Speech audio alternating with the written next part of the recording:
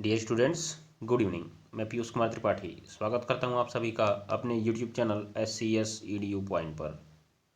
मैं आपके सामने आज पुनः बोर्ड एग्जाम कैप्सूल श्रृंखला के तहत 2020 के सेट नंबर 5 के सवालों को लेकर हाजिर हूं, जिसमें हम लोग आज भौतिक विज्ञान और रसायन विज्ञान के प्रश्नों को सम्मिलित रूप से हल करेंगे और कुछ प्रश्नोत्तर आपके लिए जीव विज्ञान से होंगे जो आपके होमवर्क में रहेंगे। तो चलिए बिना देर किए हुए हम लोग आज की क्लास को शुरू करते हैं और जल्दी जल्दी अपने मित्रों को भी बता दीजिए, क्योंकि अब परीक्षाएं नज़दीक आ रही हैं। अब सोने का समय नहीं है, याद रख लीजिएगा, क्योंकि अब सोएंगे तो खोएंगे। याद रखिए, अगर पाना है तो अब जाग जाइए। तो चलिए हम लोग बिना देर किए हुए आज की क्लास को शुरू करते हैं। तो रोज़ की तरह मैं आपकी क्लास बहुविकल्पी सवालों से ही शुरू करूँगा, जिसमें आपका पहला सवाल है। देखिए, शुद्ध जल का pH मान क्या है? तो ज़रा आप बताएंगे कि शुद्ध जल का भैया pH मान क्या होता है? बोलिए तो ज़रा। शुद्ध जल आप जानते ही हैं उदासीन होता है। क्या होता है? उदासीन। और जितने भी उदासीन पदार्थ होते हैं उनका pH मान 7 होता है, क्योंकि जो आपका pH पैमाना होता है हमारी एक पटरी की तरह होता है, जो 0 से लेकर 14 तक होता है। याद रखिएगा, जिसके बीच में एक कॉलम होता है 7। तो जो 7 नंबर होता है वो उदासीन होता है। ठीक है। 7 के अगर आगे आप जाते हैं तो भैया वो हो जाता है क्षारीय। जितना आगे जाएंगे उतना ही प्रबल क्षारीय होगा, मतलब 14 नंबर आपका प्रबल क्षारीय होगा। और 7 से पीछे जैसे जैसे आप आएंगे वो हो जाता है अम्लीय। जितना पीछे आएंगे उतना ही ज़्यादा अम्लीय होता जाएगा। ठीक है, ये बात को ध्यान में रखिए। तो जैसे आप देखिए, 0 वाला अम्लीय है, 1 वाला आपका अम्लीय है, 7 वाला उदासीन है, 14 वाला प्रबल क्षारीय है। हो जाएगा ना, याद रख लीजिएगा आप। चलिए, तो ये होता है आपका pH पैमाना। pH पैमाना क्या है? Power of hydrogen ions. Power of hydrogen ions, ठीक है ना। हाइड्रोजन आयन की शक्ति को बताता है आपका pH मान। ठीक है, याद रख लीजिएगा। चलिए, तो थोड़ा आगे बढ़िए, अगले सवाल पे चलिए। अगला सवाल आपका क्या कह रहा है, थोड़ा देखिए तो। निम्नलिखित में से कौन सी धातु साधारण ताप पर जल से क्रिया करती है? कौन सी धातु ऐसी है जो आपका साधारण ताप पर ही जल से क्रिया करेगी? तो आप जरा बताइए तो। आपने पढ़ा होगा सक्रियता श्रेणी। सक्रियता श्रेणी, जिसमें हमने बताया था आपसे कि सक्रियता श्रेणी में जो Fe तक की धातुएं होती हैं वो जल से क्रिया करती हैं। सक्रियता श्रेणी में Fe तक की धातुएं जो होती हैं वो जल से क्रिया करती हैं। ठीक है, उसमें भी आपकी जो मैग्नीशियम से ऊपर वाली हैं, किससे ऊपर वाली हैं? मैग्नीशियम से ऊपर वाली हैं, वो ठंडे जल से क्रिया करती हैं। और जबकि मैग्नीशियम से लेके Fe तक की जो धातुएं हैं वो गर्म जल या उबलते हुए जल से क्रिया करती हैं। परंतु जब आप बात करते हैं कि Fe की, तो Fe जो है आपका जल वाष्प से क्रिया करता है। किससे क्रिया करता है जी? जल वाष्प से क्रिया करता है। ये बात को आप जरूर अपने दिमाग में बैठा लीजिएगा। ठीक है ना, ध्यान में रख लीजिएगा। तो आइए जरा हम लोग देखते हैं कि इसमें से कौन सी जो धातु होगी क्रिया करेगी आपका किससे? साधारण ताप पर जल से। तो आपने देखा होगा कि जो आपका कॉपर है, लोहा है, जिंक है, ये लोग काफ़ी नीचे हैं। किसमें? सक्रियता श्रेणी में। जबकि आपका सोडियम जो है काफ़ी ऊपर है। ठीक है, तो ये मैं आपको कुछ लोगों को लिख कर दिखा देता हूँ जो लोग जल से क्रिया करते हैं। आप इनको लिखिएगा। देखिए, लिथियम, कलम चेंज किया जाए, कलम चेंज किया जाए, कलम चेंज करो अभियान। देखिए, लिथियम Li जिसे बोलते हैं। उसके बाद आपका आएगा पोटेशियम। पोटेशियम के बाद आपका आएगा कैल्शियम। जो आपके काम का है मैं वही लिख रहा हूँ। जब आप क्लास 12 में जाएंगे तो मैं आपको पूरा याद कराऊंगा। फिलहाल अभी के लिए इतना ही ज़रूरी है, इसी को आप ध्यान में रखिएगा। कैल्शियम के बाद सोडियम, सोडियम के बाद आता है मैग्नीशियम, मैग्नीशियम का भैया आता है एल्यूमिनियम, एल्यूमिनियम, एल्यूमिनियम के बाद आता है आपका जिंक। क्या आता है? जिंक। उसके बाद जिंक के बाद आपका आता है Fe। जिंक के बाद आपका आता है Fe। ठीक है, तो इतने लोग आपके काम के हैं। तो जो Fe तक के लोग हैं ये आपके भैया जल से क्रिया करते हैं। ठीक है, जल से क्रिया करते हैं। जो पहली बार देख रहे हैं वो इसको विधिवत लिख लें आप। और जो आपका Li से Na तक है ना, Li से Na तक ठंडे जल से क्रिया करता है। ठंडे जल से क्रिया करता है और अपना यौगिक हाइड्रोक्साइड बनाता है। समझ लीजिएगा, हाइड्रोक्साइड बनाता है। ठीक है। उसके बाद जो Mg से लेके आपका Zn तक की मैं बात कर लेता हूँ, Zn तक की, Mg से लेके Zn तक, ये लोग भैया गर्म जल या उबलते जल से क्रिया करते हैं, उबलते हुए जल से। ठीक है, उबलते जल से क्रिया करते हैं। और आपको मैं बता दूं आपकी जानकारी के लिए कि ऑक्साइड बनाते हैं अपना। क्या बनाते हैं? ऑक्साइड। अभी मैं एक एग्जांपल भी लिख के आपको दिखा रहा हूं। और भैया ये जो Fe आपके हैं ना, ये जलवाष्प से क्रिया करते हैं। किससे क्रिया करते हैं? जलवाष्प, मतलब समझिए भाप से क्रिया करते हैं, याद रखिएगा आप। चलिए, तो अब जरा देखिए, मैं एक रिएक्शन लिख के दिखाता हूँ। जैसे ऊपर के 4 लोग हैं, तो उनमें से मैं एक सोडियम पकड़ लेता हूँ। सोडियम जब मैं उसकी जल से क्रिया कराता हूँ तो ये साधारण ताप पर ही हो जाती है, अर्थात ठंडे जल में ही हो जाती है। आपको अगर देखना हो तो आप शॉर्ट्स में चले जाइए, वहाँ पे मैंने एक शॉर्ट्स वीडियो बनाया हुआ है जिसमें मैंने सोडियम का टुकड़ा एक ग्लास के बर्तन में डाला था, जिससे वो ग्लास अचानक टूट गया जिसमें पानी भरा हुआ था। ठीक है, तो काफ़ी तेज क्रिया होती है, ये ध्यान में रखिएगा।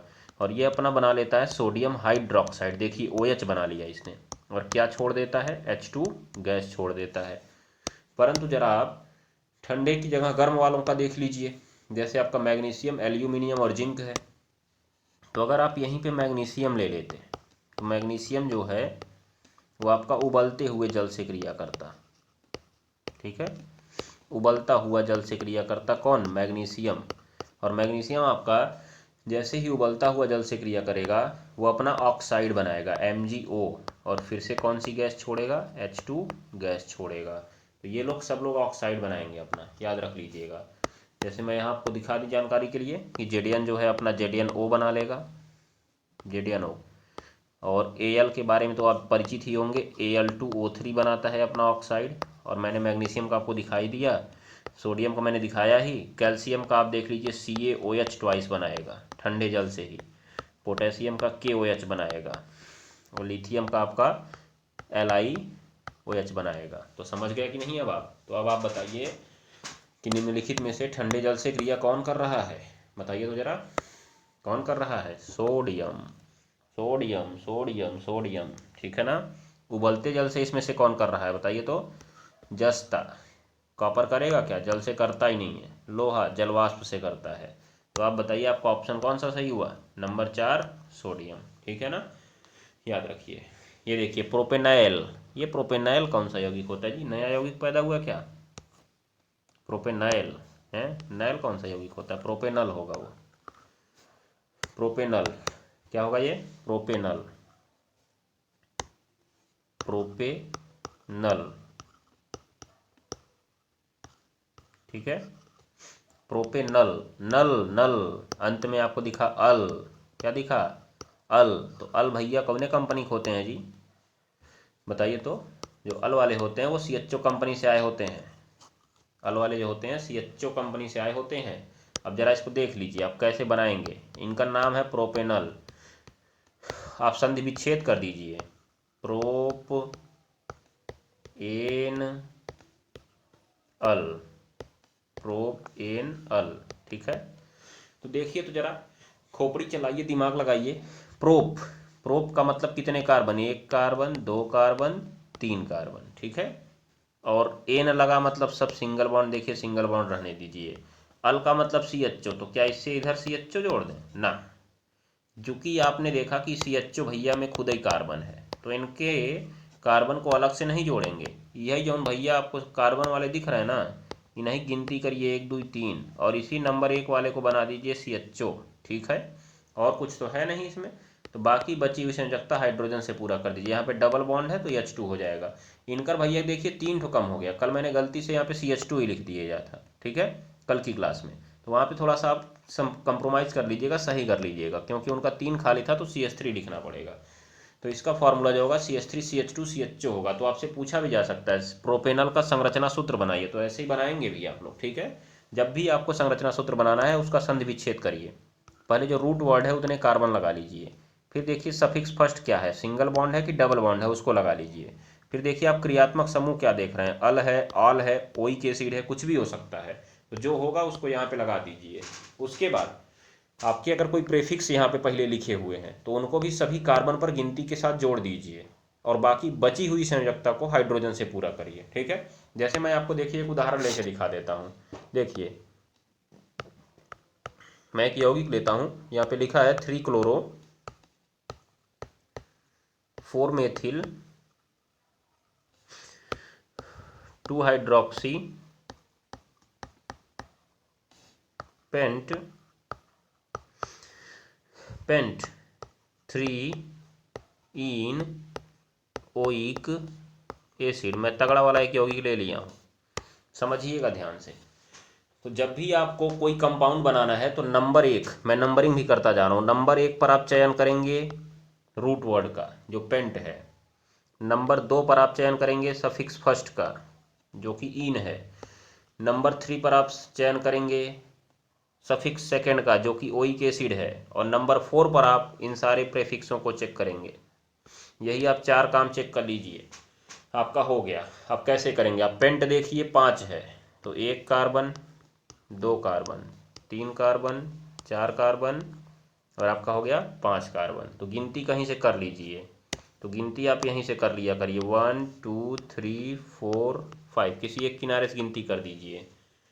अब आइए जरा कि आपको एक्स्ट्रा क्या क्या जोड़ना है। दूसरे नंबर पे आपको देखना है 3 इन है, इन का मतलब डबल बॉन्ड और तीसरे पर है तो इधर से गिन रहे हैं ना, तो 1 2 3, 3 के आगे लगाइएगा इधर डबल बॉन्ड, पीछे नहीं, नहीं तो वो 2 का गिन लिया जाएगा। देखिए डबल बॉन्ड यहाँ पे हो गया। उसके बाद ओइक एसिड, ओइक एसिड के बारे में आप जानते हैं COOH होता है, तो कार्बन है कि नहीं इसमें, तो इसी कार्बन को ही COOH बना देंगे। देखिए C तो है ही, OOH आप इसी को बना देंगे। ठीक है, चलिए अब प्रेफिक्स सारे देख लीजिए। 3 है 4 है 2 है, 3 है 4 है 2 है। 3 पर कौन लिखा है? क्लोरो। 3 पर कौन लिखा है? क्लोरो, तो यहाँ पे एक लाइन खींचिए और यहाँ पे लिख दीजिए क्लोरो। उसके बाद देखिए 4 पर है मेथिल, 4 लिखिए, नीचे लाइन खींचिए मेथिल। मेथिल कौन होता है जी? CH3। मेथिल कौन होता है? CH3। 2 हाइड्रोक्सी, 2 पे OH, हाइड्रोक्सी का मतलब OH, हाइड्रोक्सी का मतलब OH। आप कहेंगे OH तो अल्कोहल होता है, सफिक्स सेकंड होता है। अरे जब ये ज़्यादा क्रियात्मकशीलता वाला आ गया, क्रियाशीलता वाला आ गया, तो ये आपका प्रेफिक्स ही बन जाता है। सब कुछ आपने जोड़ लिया ना। पहले देखिए आपने देखा पेंट, फिर आपने देखा 3 पे इन लगा है, फिर आपने देखा ओइक एसिड लगा है, फिर आपने देखा प्रेफिक्स 3 लोग लगे हैं, लगा दिया। अब जो बचा उसकी संयोजकता को आप पूरा कर देंगे हाइड्रोजन से। जैसे देखिए इनके भैयक देखिए, एक एहर बनाए हैं, एक एहर एक नीचे, 3 ठो बनाए हैं तो इनकर एक कम बाटे हैं। इनकर भैयक देखा 2 एहर एक एहर एक एहर, 4 हो गया इनकर जी। इनकर देखा एक नीचे 2 एहर एक एहर, 4 हो गया ना। इनकर देखा एक कई भबा बेचारे का, यही सबसे नकारा इंसान बाटन, इनका 3 कह दिया। CH3 हो गया कि नहीं हो गया? देखिए कितना खूबसूरत तरीके से आप नाम से संरचना को बना सकते हैं, नाम से आप संरचना को बना सकते हैं। ये बात को आप ध्यान में रख लीजिएगा। ठीक है, चलिए गाना गाइएगा, तेरा ध्यान किधर है, तेरा सवाल इधर है। ठीक है ना, ध्यान दीजिए। चलिए अब जरा आइए इधर, तो अगले सवाल पे चलें का हम लोग अब? हाँ चलिए अगले सवाल पे चलते हैं। भैया मस्तिष्क उत्तरदायी है, सवाल बन रहा है आपका, मस्तिष्क कौने काम के लिए उत्तरदायी है? सोचने के लिए। औ का देखिए, जब किसी सवाल का आप लोग उत्तर बिना सोचे समझे दे देते हैं और गलत दे देते हैं तो नहीं कहते हैं का दिमाग नहीं है का तुम्हारे पास है? मतलब दिमाग आपका क्या काम करता है? सोचने का ही। शरीर का संतुलन बनाए रखना है। अब थोड़ा टेढ़े मेढ़े होके चलिए तो क्या कहते हैं, देखो इनको 1% का दिमाग नहीं है, डिस्को करते हुए चल रहे हैं। मतलब शरीर का संतुलन भी बनाता है। हृदय स्पंदन, हृदय स्पंदन आपके दिमाग से ही उसको सूचना मिलती है, ध्यान में रखिएगा, धड़कने की।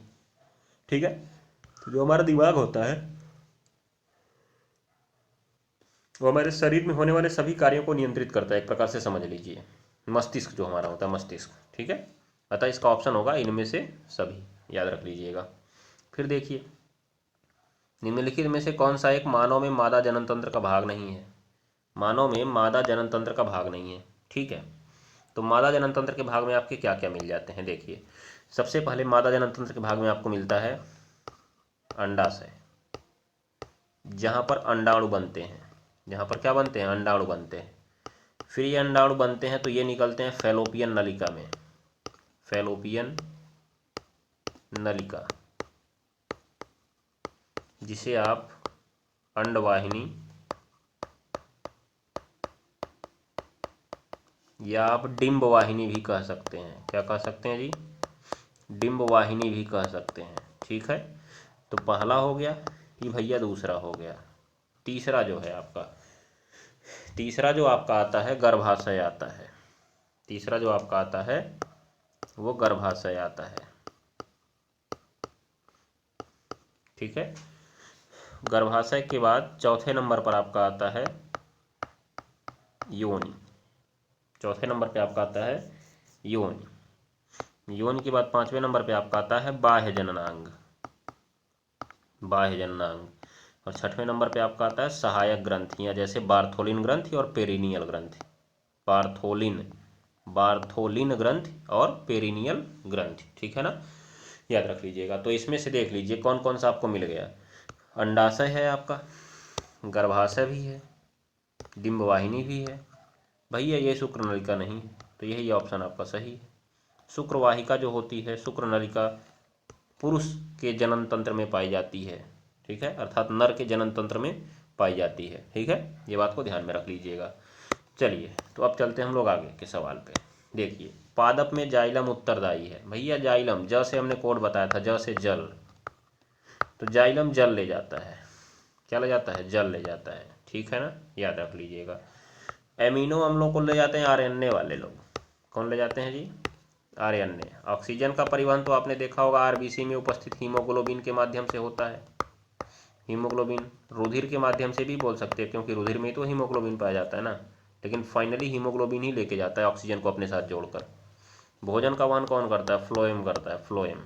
भोजन का वहन कौन करता है? फ्लोएम करता है। तो देखिए, आप ऑप्शन का मतलब ये नहीं कि मतलब रट लिए इसको, सारे ऑप्शंस पर देखिए क्या क्या ऑप्शंस, क्या क्या आपके आंसर के लिए उत्तरदायी हो सकते हैं। याद रख लीजिएगा इस बात को। चलिए भैया, आइए जरा आगे, तो देखिए तो जरा आगे अगला सवाल देखिए क्या लिखा है भैया। 1500 वाट का एक हीटर है। हाँ ठीक है, एक विद्युत हीटर है, उसको 250 वोल्ट के मेंस से जोड़ा गया है।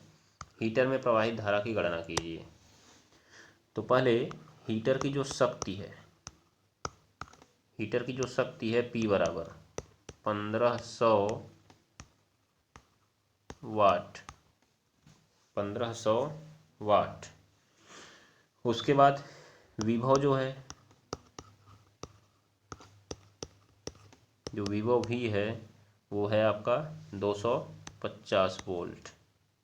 जो विभव भी है वो है आपका 250 वोल्ट। ठीक है, अब उसमें आपको क्या निकालना है? पहले सवाल में भैया हीटर में प्रवाहित धारा आई निकालना है। प्रवाहित धारा आई, तो बताइए आप पी वी और आई में क्या संबंध है? तो आपने देखा तुरंत ही पी बराबर वी आई झोंक दिया। अब इन हम पूछ ही रहे थे, तब तक आपने झोंका ही दिया है। बहुत तेज, बहुत सही। आइए जरा, इसका मान रख दीजिए 1500, और जो भैया ई है इनका मान है 250, और आई कहे हमको निकालो तब, तो 1500 बट्टे हम कहे लाओ 250 कर देते हैं। तो आपने कहा तब, तो हमने कहा देखिए 1 0 से 1 0 काट दीजिए, और 25 छक्का 150 आता है। तो जो आपका आंसर है वो मिल जाएगा आई बराबर 6 एम्पियर। आई बराबर मिल जाएगा 6 एम्पियर। ठीक है, याद रख लीजिएगा। चलिए, अब उसके बाद ज़रा हम लोग आगे की सैर करें। देखिए तो आप लोग अब आगे की सैर में क्या करेंगे, आप बताइए तो ज़रा, क्या करेंगे आप आगे की सैर में? आगे के लिए आप दूसरे सवाल की ओर फोकस करेंगे। भैया आपका दूसरा सवाल कर रहा है हीटरवा तार का प्रतिरोध बताओ। हीटरवा के तार का प्रतिरोध बताओ। क्या बताओ? प्रतिरोध। मतलब आपसे सेकंड नंबर क्वेश्चन में प्रतिरोध पूछ रहा है। प्रतिरोध, आर की वैल्यू पूछ रहा है। किसका वैल्यू पूछ रहा है जी? आर का वैल्यू पूछ रहा है, वैल्यू। चलिए आइए जरा, तो अब देखिए, अब तो आपके पास 3 चीज़ें हो गई हैं। पी हो चुका है, वी हो चुका है, आई भी हो चुका है। वैसे पी और वी से ही चर्चा कर लीजिए ना, जब आपके पास रूल है तो आप पी और वी से ही चर्चा कर लीजिए। तो पी बराबर फॉर्मूला होता है वी स्क्वायर अपॉन आर। ठीक है, तो पी का वैल्यू आप रखेंगे 1500, और वी स्क्वायर है आपका 250 का वर्ग, और इधर साइड में आर। तो आर को नीचे से ऊपर भेज के इसको उधर भेज दीजिए। तो आर बराबर आपका 250 का वर्ग है, तो 250 गुणे 250 बचा आपका और नीचे बचा भैया आपका 1500। 2 जीरो 2 जीरो झोंक लीजिए अपना। तो भैया जो बच गया इनका 625 और बट्टे कितना 15। तो जब हम गए 15 से काटने तो एक को काटे तो 15 चौक 60 आया, बचा 2 25 हो गया, 15 कम 15।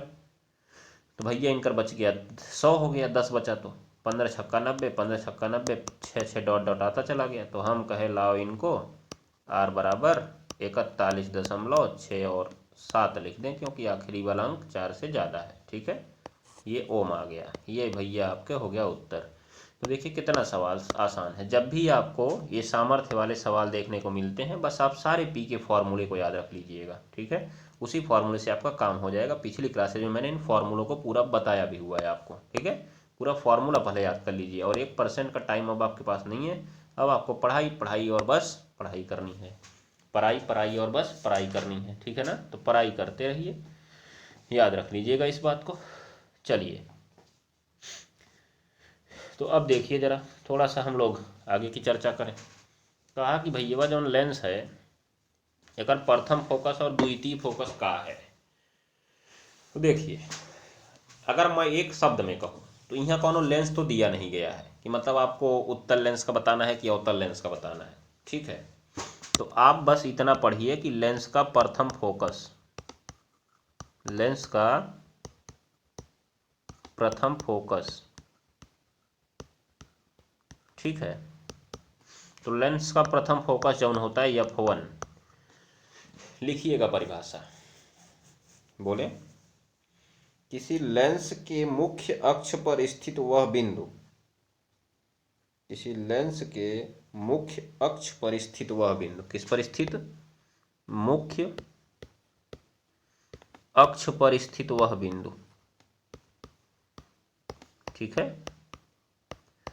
जहां से चलने वाली किरणें, जहां से चलने वाली किरणें या जहां पहुंचने वाली किरणें, जहां से चलने वाली किरणें या जहां पहुंचने वाली किरणें, हो गया ना, जहां पहुंचने वाली किरणें, हो गया, अपवर्तन के पश्चात, अपवर्तन के पश्चात मुख्य अक्ष के समांतर हो जाती हैं। अपवर्तन के पश्चात मुख्य अक्ष के क्या हो जाती हैं, समांतर हो जाती हैं। क्या कहलाती हैं, मुख्य फोकस कहलाता है वह बिंदु। वह बिंदु जो है मुख्य फोकस, कौन सा, प्रथम फोकस कहलाता है। सॉरी, मुख्य फोकस मैं बोल रहा हूँ, प्रथम फोकस कहलाता है। मतलब जहां से किरण जा रही है, ठीक है, और मुख्य अक्ष के समांतर हो जा रही है, तो ये जो पॉइंट होगा आपका प्रथम फोकस होगा। या जहां की ओर किरणें आ रही हैं, जहां की ओर किरणें आ रही हैं परंतु अपवर्तन के पश्चात हो गई समांतर। ठीक है, याद रख लीजिएगा आप लोग। तो ये भी जो यहाँ पे होगा आपका प्रथम फोकस होगा। अभी मैं आरेख भी बना के दिखा रहा हूँ, बस आप दोनों की परिभाषा पहले देख लीजिए। उसके बाद आप लिखिए लेंस का द्वितीय फोकस, लेंस का द्वितीय फोकस, लेंस का द्वितीय फोकस F2, F2। तो इसमें लिखिएगा आप लोग, मुख्य अक्ष के समांतर आने वाली किरणें, मुख्य अक्ष के समांतर आने वाली किरणें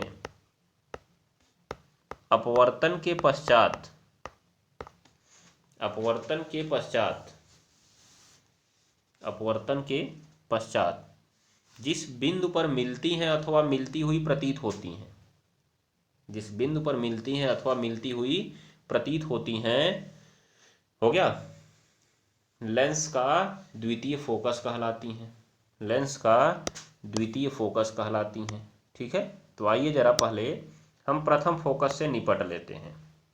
देखिए भैया, हम एक उत्तल लेंस बनाते हैं और एक अवतल लेंस बनाते हैं। ये भैया है उत्तल लेंस और ये है इनकर मुख्य अक्ष।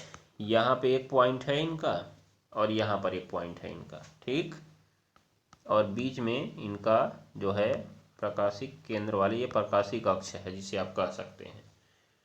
तो जरा आप देखेंगे यहाँ पे कि हुआ क्या, यहाँ से कुछ किरणें चली, यहाँ से कुछ किरणें चली, और अपवर्तन के पश्चात सीधा ऐसे जाने लगी, सीधा जाने लगी, सीधा। ठीक है ना, याद रखिएगा। आप देखिए, जा रही थी ऐसे, लेकिन अपवर्तन के पश्चात समांतर हो गई, तो बाद में समांतर हुई, बाद में समांतर हुई। ठीक है, याद रखिएगा आप लोग। तो बाद में समांतर हुई, तो यही पॉइंट से निकली थी ना, यही है आपका प्रथम फोकस। क्या है? प्रथम फोकस। परंतु अभी अगर यहीं पे आप बना लीजिएगा अवतल दर्पण, देखिए ऐसे, तो इसका भी आपको ऐसे मुख्य अक्ष देखने को मिल जाएगा। यहाँ पे एक पॉइंट है और यहाँ पे एक पॉइंट है, और बीच में भैया इनहु का जौन है वो प्रकाशिक अक्ष है। ठीक, अब ओकरे बाद देखिए आप, एक किरण जौन थी ऐसे चली थी, और यहाँ से ऐसे लग रहा था कि जाके इसी पर गिरेगी। दूसरी किरण आपकी ऐसे जा रही थी और लग रहा था कि यहाँ पे जाके गिरेगी। तीसरी किरण यहाँ से ऐसे जा रही थी और लग रहा था कि वहीं पे जाके गिरेगी। चौथी किरण यहाँ से जा रही थी और लग रहा था उसी पे जाके गिरेगी, परंतु गिरी नहीं, क्योंकि परावर्तक तल बीच में लिए, अपवर्तक तल बीच में लगा है ना, उसने कहा चल सीधा, चल चल सीधा। पहले देखिए, सबको सीधा भेज दिया, सबको सीधा भेज दिया। जा रही थी बेचारी इस पॉइंट के पास, सीधा भेज दिए। मतलब जाना था जापान, पहुंच गए चीन, समझ गए ना, हैं? जापान पहुंच गए चीन। देखिए समांतर हो गई कि नहीं हो गई? तो यहाँ भी बाद में समांतर हुई, यहाँ भी बाद में समांतर हुई। ठीक है, तो इस जिस पॉइंट पर मिलने वाली थी ये, उसी को आप प्रथम फोकस कहेंगे, F1। क्या कहेंगे? F1। ठीक है ना, ये बात को ध्यान में रख लीजिएगा। अब उसके बाद जब आप F2 की बात करेंगे तो फिर फिगर को देखिएगा आप लोग। देखिए, यह आपका एक पॉइंट और यह भैया आपका दूसर का पॉइंट, और ये है इनकर बीच में प्रकाशिक अक्ष।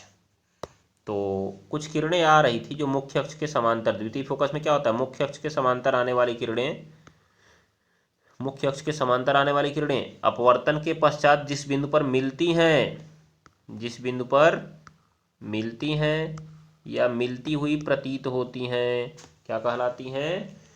द्वितीय फोकस। तो देखिए, इनका तो मालूम चल गया था ये F1 था। अब यहाँ से ऐसे जा रही थी, ये जाना चाहती थी सीधा, लेकिन मुड़ के चली गई एक बिंदु पर। यह बिंदु है इनका द्वितीय फोकस, क्योंकि बाद में मिल गई, वहाँ बाद में समांतर हुई थी, और यहाँ बाद में क्या हो गई? मिल गई। बाद में क्या हो गई? मिल गई। ठीक है ना, याद रख लीजिएगा आप लोग इस बात को। चलिए अब जरा देखिए आगे, दूसरा भैया अवतल लेंस का देख लिया जाए। अवतल लेंस का थोड़ा सा मैं और आगे की साइड बनाता हूँ। ठीक है, देखिए जरा आप लोग,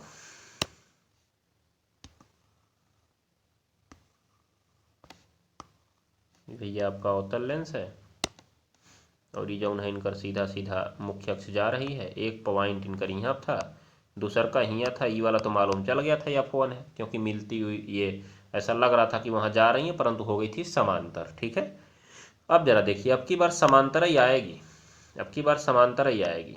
तो इसका जो है प्रकाशिक अक्ष है आपको इस तरह से दिख रहा है, अब की समांतर ही आएगी। देखिए, समांतर जा रही थी, समांतर जा रही थी, समांतर जा रही थी, समांतर जा रही थी, अपवर्तन के पश्चात ऐसे फैल गई। इसको अपसारी भी बोलते हैं। देखिए, ये सिकुड़ गई, ये फैल गई, फैल गई जी, ऐसे ऐसे फैल गई। ठीक है, तो याद रखिएगा, इसीलिए इसको अपसारी बोलते हैं। तो जौन भैया ये अवतल वाले लोग होते हैं, ये लोग फैला देते हैं, इसलिए अपसारी, और ये लोग मोड़ देते हैं, सिकोड़ देते हैं, इसीलिए इनको बोलते हैं अभिसारी। क्या बोलते हैं जी? अभिसारी। तो देखिए, ये गई तो यहाँ पे, परंतु अगर उनको पीछे घुमाया जाता तो वो इसी पॉइंट पर मिलती हुई प्रतीत होती है ऐसे। अगर इनको पीछे घुमाया जाता तो तो ये इसी पॉइंट पर मिलती हुई प्रतीत होती, इसीलिए इसको कहा गया F2। तो आप देख लीजिए, उत्तर लेंस में F1 इधर होता है, F2 इधर होता है, उत्तर लेंस में F1 इधर होता है, F2 इधर होता है, ठीक है।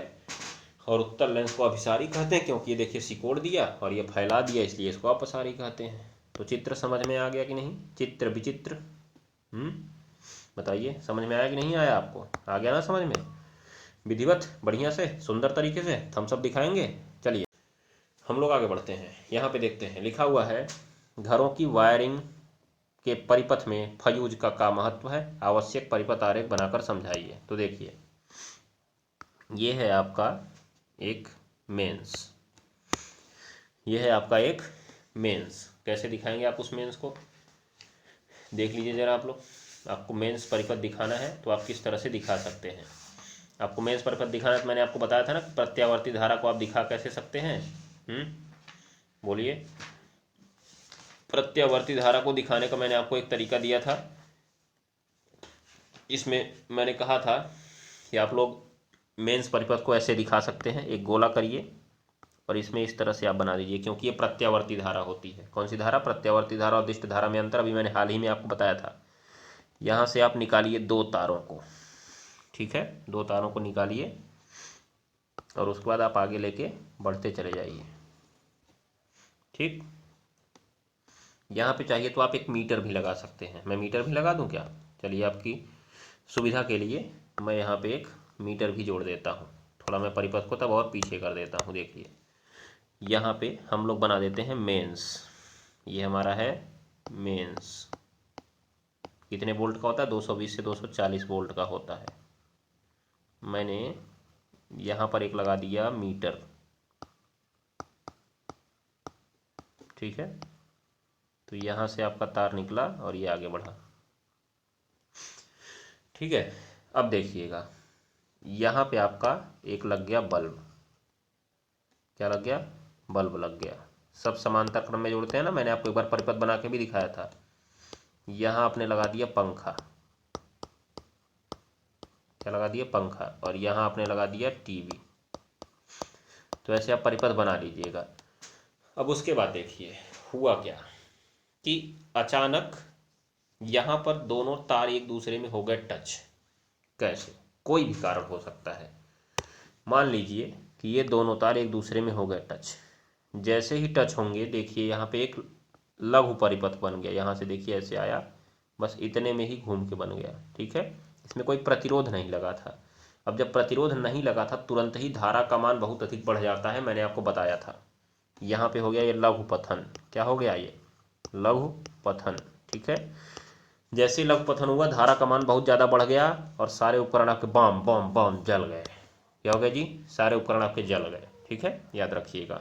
तो इस दुविधा से बचने के लिए, इस खतरे से बचने के लिए हम क्या करते हैं? देखिए हम इसी तार में कहीं श्रेणी क्रम में, देखिए समांतर क्रम में भूल कर भी मत लगाइएगा, श्रेणी क्रम में हम लोग एक फ्यूज लगा देते हैं। श्रेणी क्रम में एक फ्यूज लगा देते हैं। क्या लगा देते हैं? फ्यूज। तो देखिए श्रेणी क्रम में हम यहाँ पे एक फ्यूज लगा देते हैं ऐसे करके।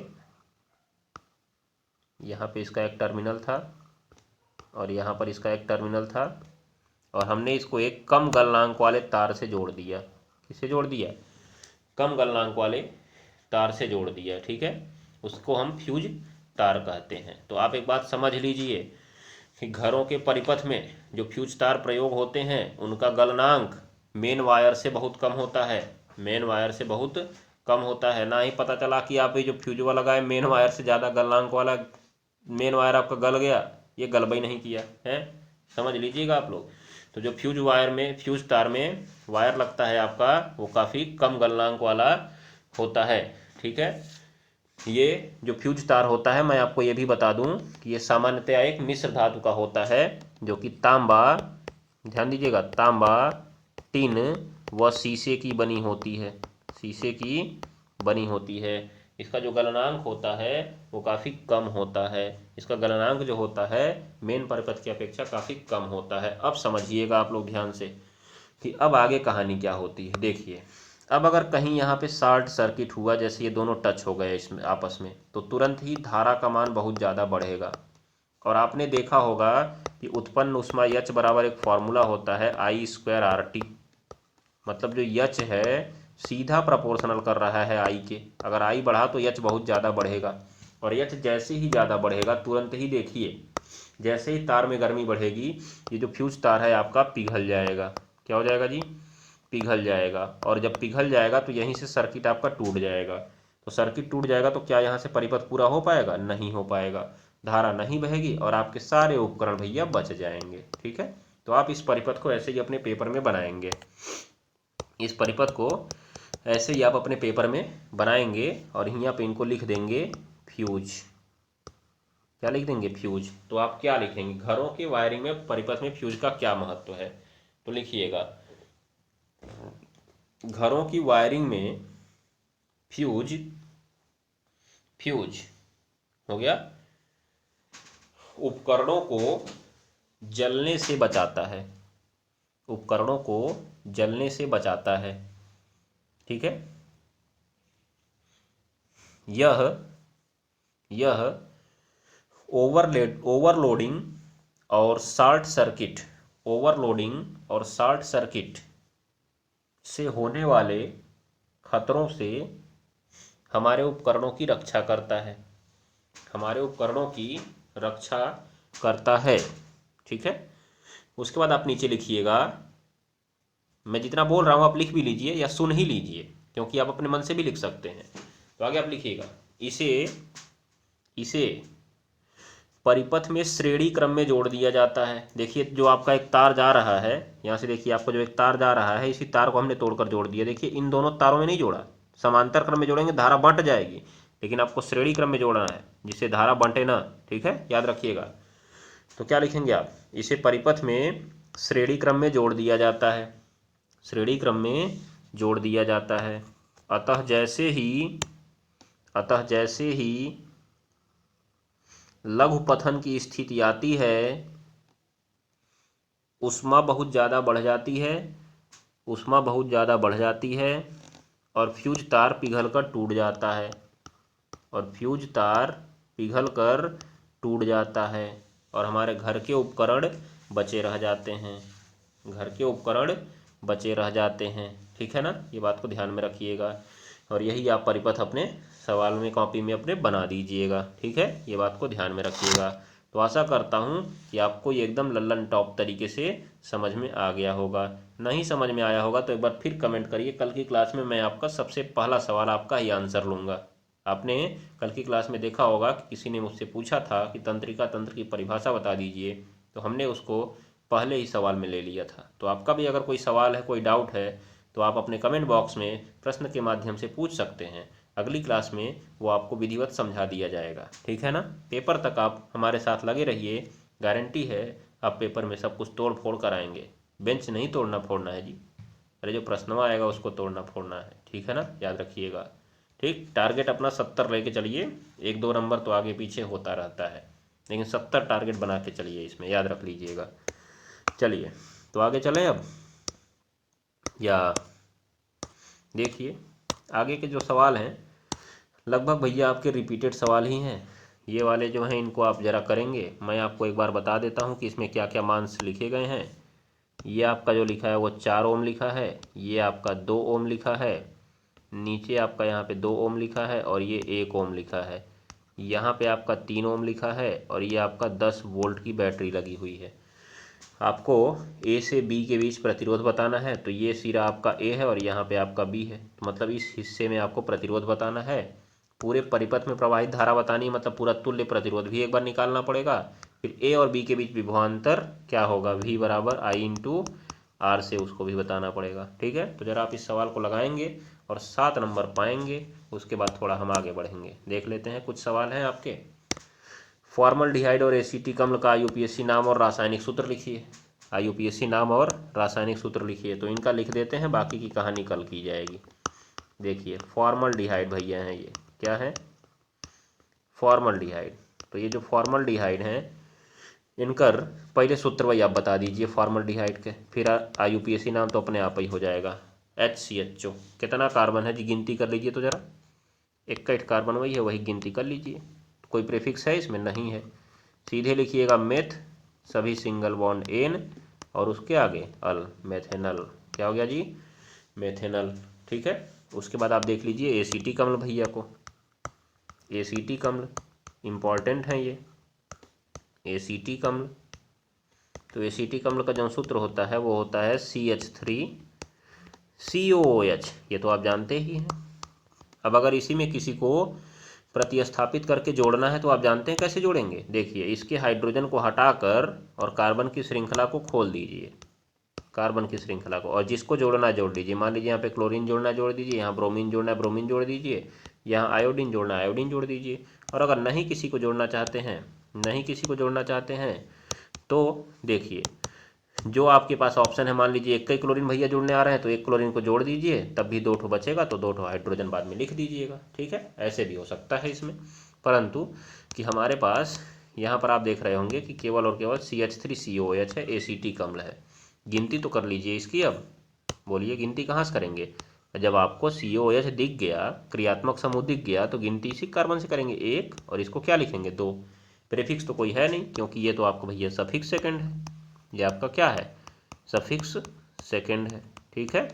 तो आप देखिए रूट वर्ड पे आइए, सीधे सीधे क्या लिखा गया है? एथ, सभी सिंगल बॉन्ड तो एन, और COOH का नाम क्या होता है? Oic acid, ethanoic acid. कई बार मैं आपको इसको बता चुका हूँ, आज मैंने फिर से आपको बता दिया।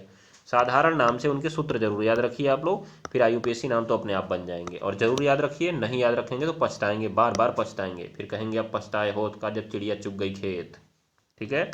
प्लास्टर ऑफ पेरिस बताइएगा, कल मैं आपको बताऊंगा। खाने वाला सोडा को गर्म करते हैं, कल मैं बताऊंगा। खनिज और अयस्क, कल परिभाषा देंगे इसकी हम लोग। और आगे आपके संतृप्त और असंतृप्त कार्बनिक यौगिक हैं, सजातीय श्रेणी है, साबुन और अपमार्जक की निर्मलन क्रिया है। एथेनोइक अम्ल की सारी क्रिया तो मैंने आपको कल की क्लास में बता रखा है। एस्टरीकरण मैंने कल बताया, NaOH से क्रिया मैंने कल बताया, NaHCO3 से भी क्रिया कल मैंने बताया, Na2CO3 से भी क्रिया कल मैंने बताया। मतलब ये सवाल आपका फिनिश, ये सवाल आपका फिनिश। तोड़ दीजिएगा इस सवाल को तुरंत, इसकी कमर टूटनी चाहिए आज। चलिए आगे देखिए, मेथेन की दहन अभिक्रिया, ये भी मैं आपको लिख चुका हूँ। किसी भी हाइड्रोकार्बन को अगर आप जलाएंगे तो क्या बनता है? ये हाइड्रोकार्बन है ना, क्योंकि इसमें केवल कार्बन और हाइड्रोजन है। जलाएंगे तो क्या बनेगा? CO2 + H2O। बैलेंस करना आपका काम। एथिलीन की योग अभिक्रिया, अरे तो कई बार मैं आपको बता चुका हूँ जी। CH2 डबल बॉन्ड CH2, इस पर HOH करा दीजिए। जल का योग क्या होता है? 1 पाई टूटता है, 2 सिग्मा बनते हैं। कितनी बार बताएंगे आपको जी? बताइए ये सब। देखिए कितना रिपीटेड सवाल आपका रहता है। एक जगह OH जुड़ जाता है, एक जगह H जुड़ जाता है, बस खत्म काम। ये हो जाएगा आपका यौगिक। फिर कहा प्लास्टर ऑफ पेरिस का जल योजन।